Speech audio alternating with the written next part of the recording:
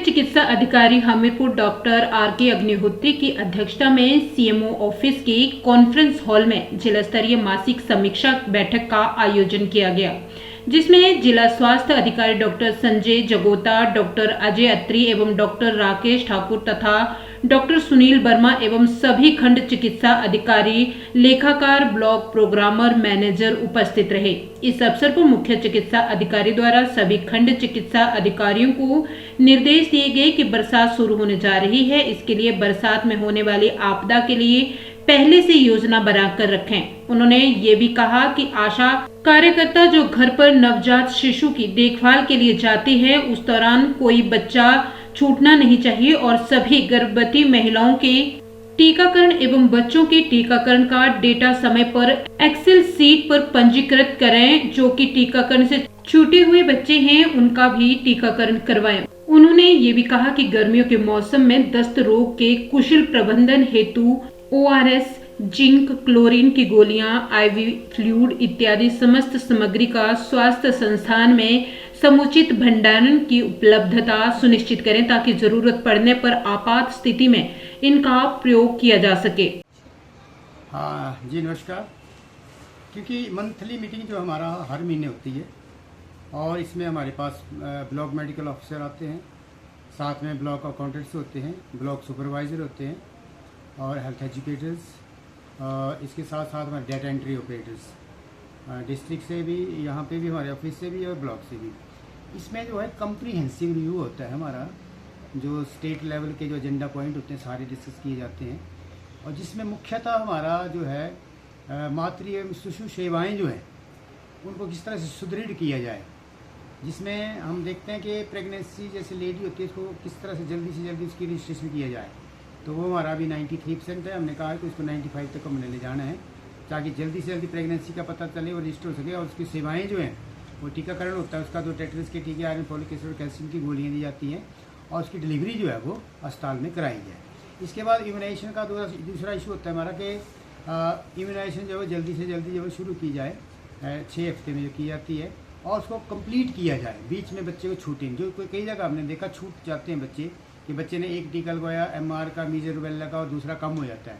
तो वो इशू देखा हमने कई जगह, वो है कि पहला टीका जो मीजल रूबेला का लग जाता है, दूसरे में कम आते हैं। तो उसका वो भी डिस्कस किया हमने। तीसरा जो मैटरनल जो थी हमारी जो गर्भवती महिलाएं हैं उन्हें ब्लड प्रेशर और डायबिटीज़ के लिए 100% हमने कहा स्क्रीनिंग करनी है। बाकी तो टेस्ट होते हैं ब्लड के, खून के और बाकी, लेकिन ये जो है उनका डायबिटीज़ और ब्लड शुगर, इसका हाइपरटेंशन जो है उसके लिए हमने कहा है। और तीसरा एनीमिया, और हमने देखा है कि 1-2 केस जो सीवियर एनीमिया जिनका हीमोग्लोबिन 7 ग्राम से कम है, उनके खास नज़र रखी जाए, उनको इन्वेस्टिगेट किया जाए। अगर उनको इंजेक्शन लगाना है तो वो लगाएं, अगर खून चढ़ना तो भी लगाएं। और किसी भी गर्भवती महिला को कोई भी जो दवाई है, ये जो कोई टेस्ट है उसका, कोई उसका पैसा खर्च नहीं होना चाहिए। चाहे उसको आयरन के टीके लगने हैं, चाहे कुछ उसको और किस्म की कुछ टॉनिक या आयरन की कैल्शियम की उसको दवाइयाँ चाहिए, तो वो हमने कहा BMO को फ्री ही दी जाए, किसी तरह उसका एक पैसे का भी खर्च नहीं किया जाए। इसके साथ साथ जो हमारे पास एडोलेसेंट गर्ल होती हैं 11 से लेकर 19 साल तक, उनको हम नैपकिन देते हैं। तो वो भी अब हमारे पास आ गए हैं 6 महीनों के लिए। तो लगातार उनको नैपकिन डिस्ट्रीब्यूशन हो रहा है और वो बीच में गैप पड़ा था 2 साल पहले, अब वो ठीक चला हुआ हमारा सुचारू रूप से।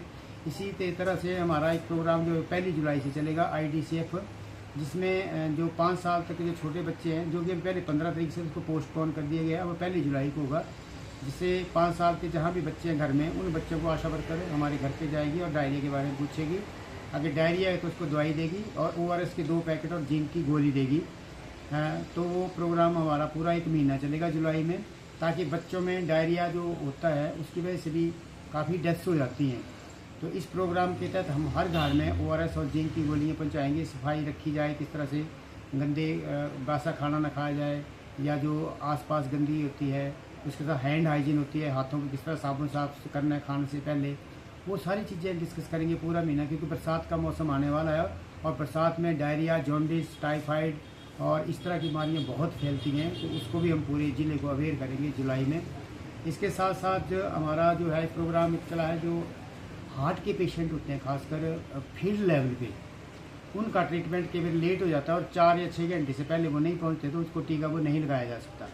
तो एक ग्रुप बनाए स्टेट लेवल पे, स्टेमी नाम के ग्रुप से, उसमें वो ECG डाल सकते हैं पेशेंट की और वहीं पे सलाह ले सकते हैं जो मेडिकल स्पेशलिस्ट होते हैं कि इसको हार्ट की प्रॉब्लम है तो कौन सी दवाई दी जाए। और कई बार वो कहते हैं कि इनको इंजेक्शन लगना है, डिस्ट्रिक्ट लेवल पे पहुँचते टाइम हो जाता है, तो ब्लॉक लेवल पे हमने पिछले साल भी हमने 10 इंजेक्शन प्रिपेयर किए थे। काफ़ी महंगा इंजेक्शन होता है, 30-40 हज़ार रुपये का। तो हमने कहा कि मेडिकल जो हमारे स्पेशलिस्ट फील्ड लेवल पे वहाँ भी और PSC लेवल पे भी इसको स्क्रीन करें, इसी को देखें, उस ग्रुप में डालें। अगर इस तरह कोई सिम्टम आता है तो वहीं पे उसकी ट्रीटमेंट जो है हार्ट की शुरू कर दी जाए। इसके साथ साथ पूरी स्क्रीनिंग जो है हमारी NCD में डायबिटीज़ और हाइपरटेंशन के लिए और कैंसर 3 चीज़ों के लिए की जा रही है। उसको भी हमने रिव्यू किया, उसमें कुछ देखा, कुछ ब्लॉक्स हमारे कम थे, स्वयं वगैरह एक ब्लॉक कम चला हुआ था, तो हमने कहा है कि उनको भी कि आप इसको स्पीड अप करें और ब्लड प्रेशर और डायबिटीज़ की स्क्रीनिंग होनी है 30 ईयर प्लस जो है उनकी वो जल्दी से जल्दी कंप्लीट करें, क्योंकि स्टेट से इसके बारे में जल्दी ही वीडियो कॉन्फ्रेंस होने वाली है। और ख़ासकर महिलाओं में ब्रेस्ट कैंसर और सर्वाइकल कैंसर को भी हम डिटेक्ट कर सकते हैं पहले, उसके लिए भी स्टेप्स ले रहे हैं ताकि महिलाओं में जो हमारे हिमाचल में पाया गया है कि सर्वाइकल कैंसर जो है वो बहुत ज़्यादा होता है। लगभग जो टोटल कैंसर होते हैं उसका लगभग 40% जो है वो सर्वाइकल कैंसर ही है, जिसको कि हम टेस्ट के माध्यम से 5 साल पहले पता लगा सकते हैं कि कहीं कैंसर होने की संभावना तो नहीं है। तो उसके बारे में भी एक ज़्यादा कैंपेन हमें करनी पड़नी। बाकी तो हमने डायबिटीज़ ब्लड प्रेशर तो देख लिया, कैंसर स्क्रीनिंग के लिए हम स्पेसिफिक कुछ ट्रेनिंग्स भी होती है वो भी कर रहे हैं और स्क्रीनिंग को करेंगे। और साथ ही साथ टीबी का प्रोग्राम तो चला ही हुआ, जिसमें हमारी 54 पंचायत पहले ही टीबी मुक्त हो चुकी हैं और उसको भी और पंचायतें जो हमारी बाकी बची हुई हैं उनको भी टीबी मुक्त करने के लिए जो हमें पिछले कल मीटिंग की है उसके बारे में भी हमने डिटेल में सारी BMOs को बता दिया गया। धन्यवाद।